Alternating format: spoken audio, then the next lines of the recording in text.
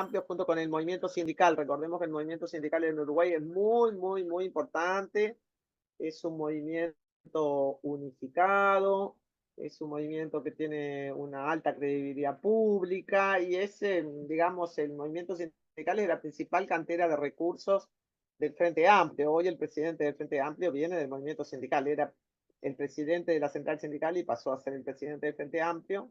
Digo porque sé que en Argentina estas cosas son muy distintas, pero Claro. acá en Uruguay esa unión del movimiento sindical, el movimiento de derechos humanos, el cooperativismo y los estudiantes organizados siempre conforman una alianza con el Frente Amplio contra lo peor de la política conservadora. Así que se hizo un referéndum contra la ley de urgente consideración del gobierno y se perdió por muy poquitos votos, por muy poquitos votos. Y la segunda gran reforma fue la reforma de la seguridad social, ¿no? El gobierno tuvo votos suficientes para hacer una reforma de la seguridad social que reprivatiza o profundiza la privatización del sistema y aumentó la edad ¿Aumentó la edad jubilatoria? jubilatoria de 60 a 65 años. Perdón, Bueno, jubilatoria. se te cortó un poquito, decía, aumentó la edad Aumentó la jubilatoria edad jubilatoria de 60 a 65 años. a 65 años, para A varones y 60, mujeres por igual. para varones y mujeres por igual.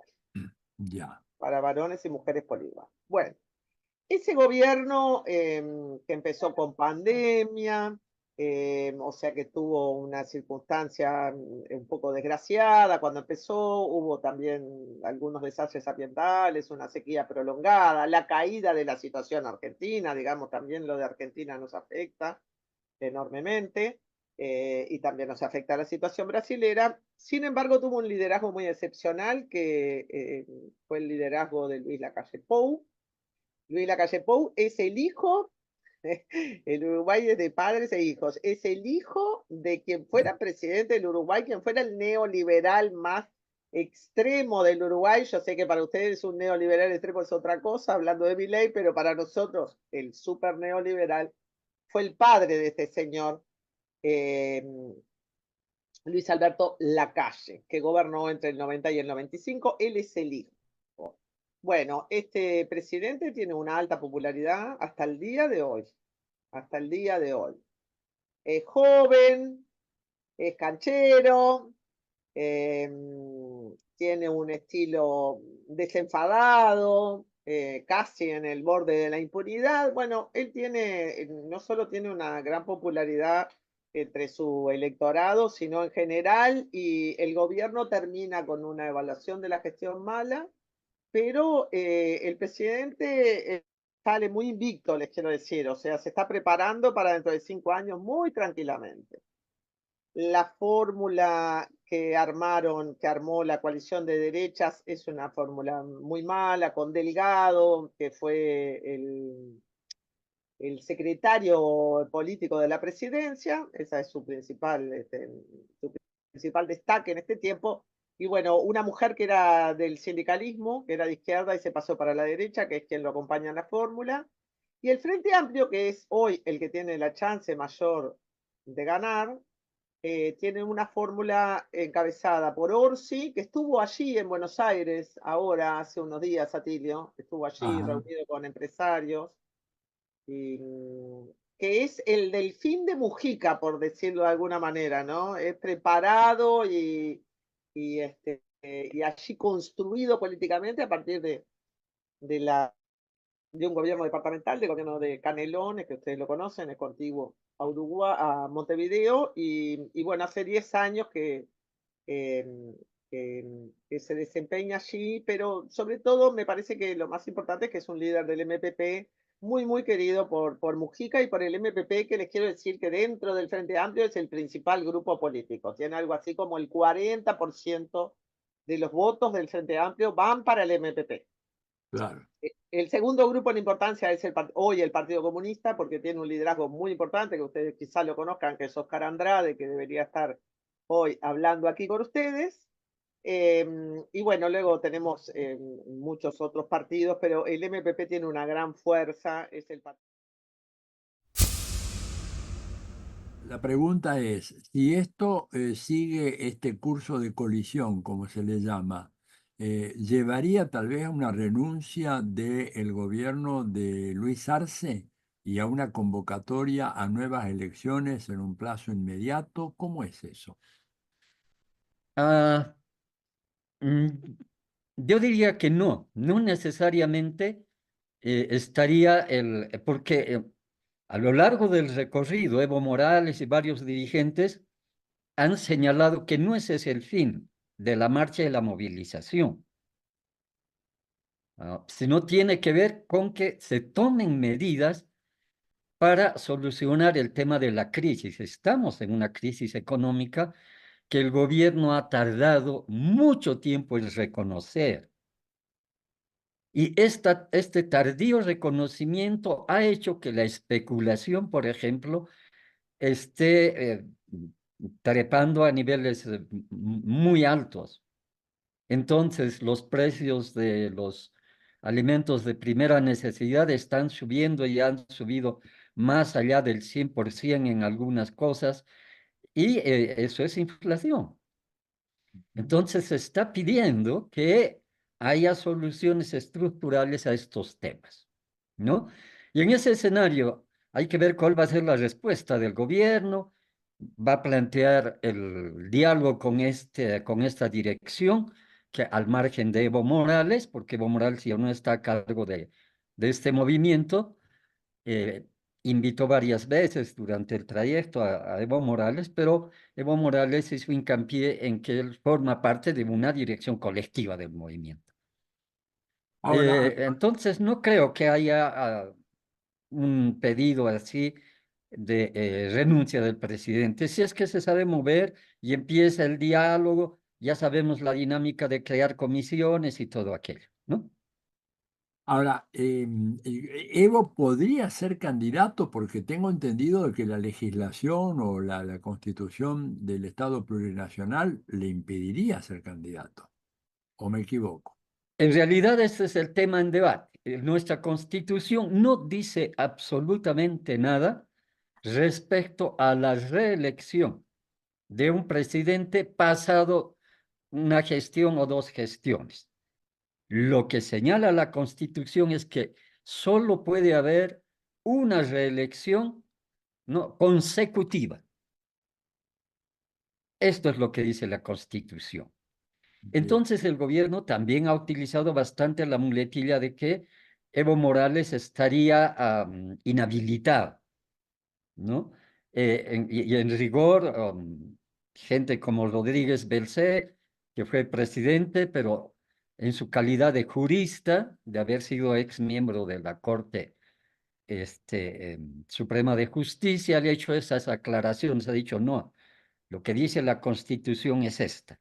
Lo que se teme es que la consulta que ha enviado el gobierno al Tribunal Constitucional, donde tiene influencia el Poder Ejecutivo, sentencie como válido que si Evo Morales no está habilitado, haciendo una interpretación de este artículo de la Constitución.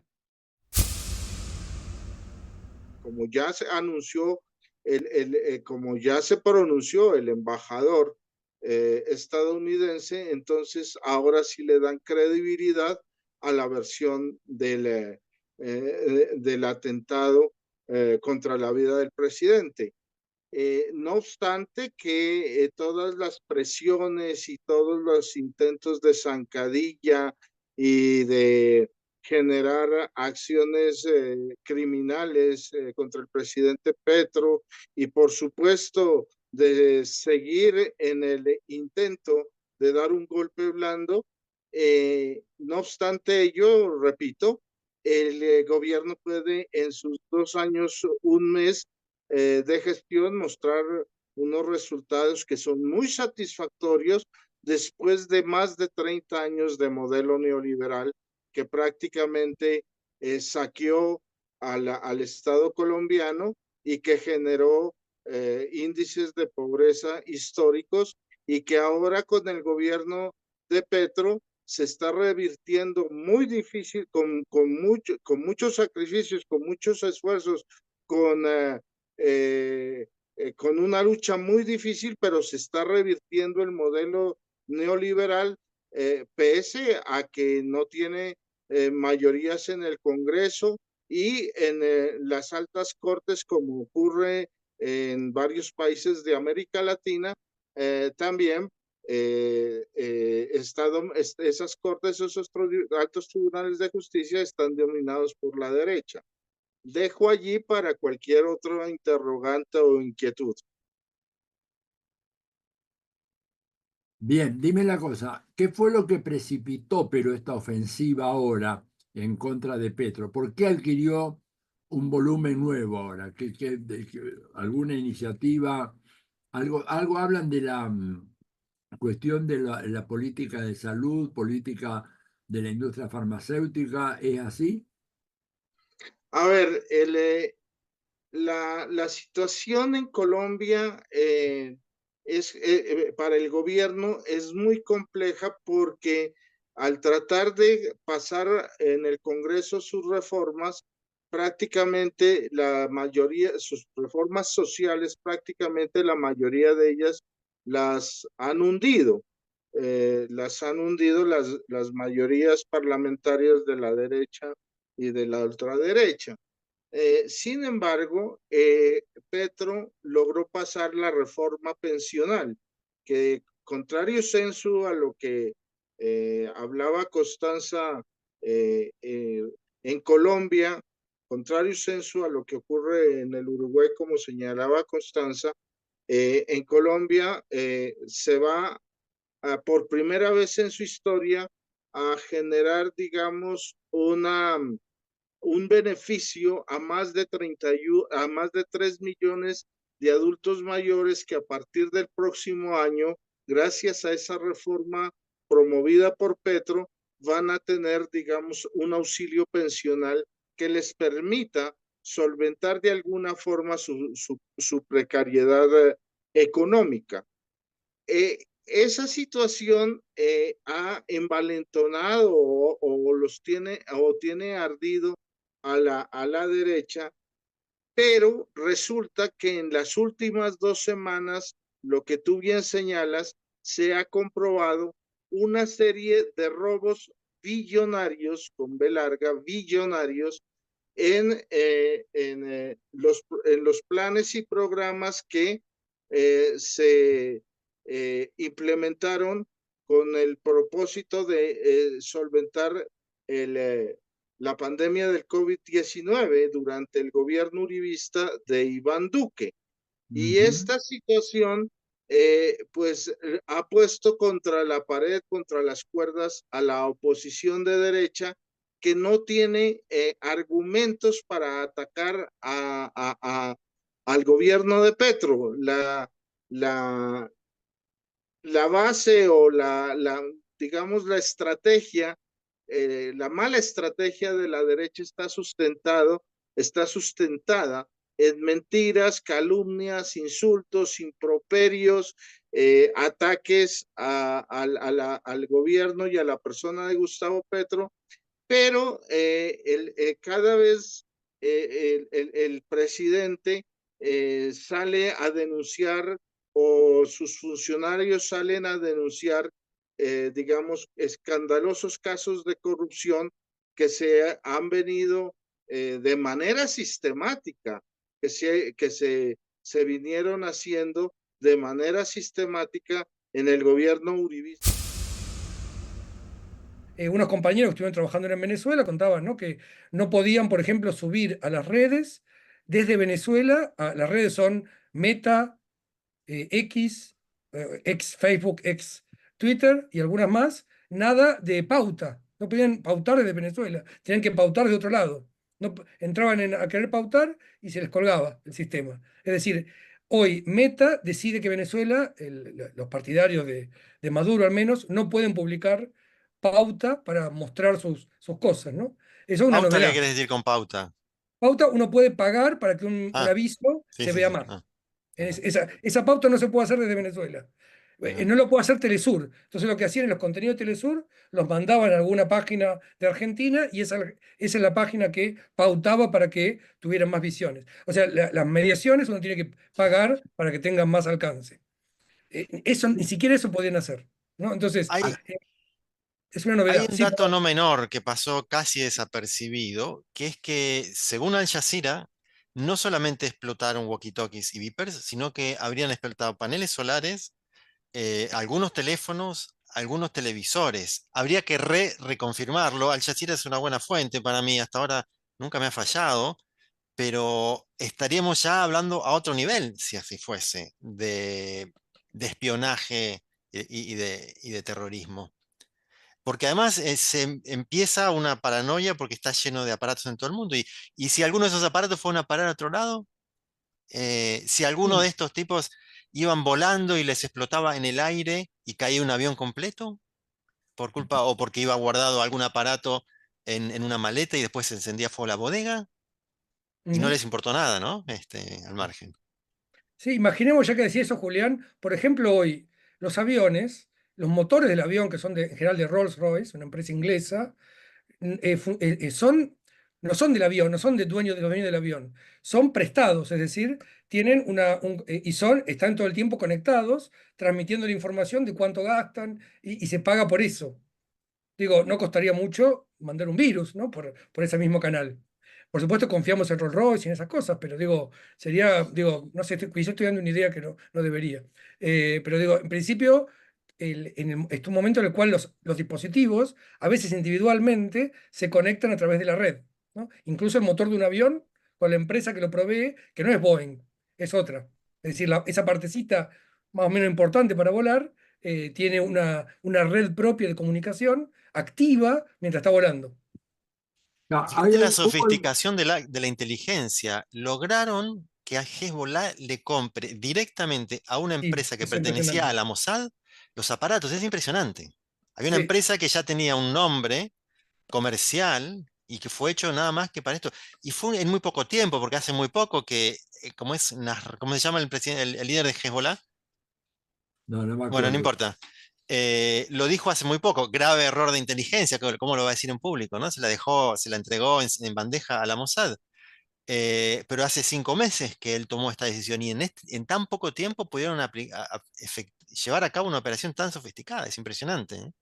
Ahora, definitivamente. dígame, tanto Julián como Javier les pregunto, ¿hay algunos antecedentes más o menos, no de esta gravedad, pero algo de este tipo que pudiera habernos hecho sospechar de que algo así podría en algún momento haber ocurrido? Sí, sucedió cuando lo mataron en 1996 al líder de explosivos de Hamas.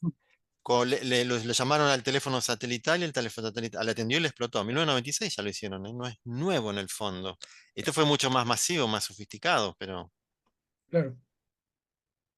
Qué impresionante, ¿no? Ahora, esto pone en cuestión toda la cuestión de la seguridad y me imagino yo en este momento, por ejemplo, hablabas de Venezuela, Javier, me imagino que todo, digamos, Venezuela, los gobiernos estos que son considerados enemigos, ¿verdad?, del imperio o qué sé yo, enemigos, deben estar teniendo un proceso de purga absoluta de todos los teléfonos y ver dónde lo compras, porque además con las cadenas de valor uno dice, bueno, lo compro en China, pero ¿quién te asegura que un teléfono de China no tiene componentes, ¿verdad?, que son originarios de Singapur, de la India, de Alemania, de Francia, de Estados Unidos? Digo, este es otro problema, la enorme complejidad. Este celular tiene, qué sé yo, componentes de software y hardware que viene de un conjunto muy grande de fuentes. Y y el lo que problema pasa aparte en el acá, camino. Claro. eso, Y No está, se aparte no sabe solo cuándo eso, se hizo la modificación.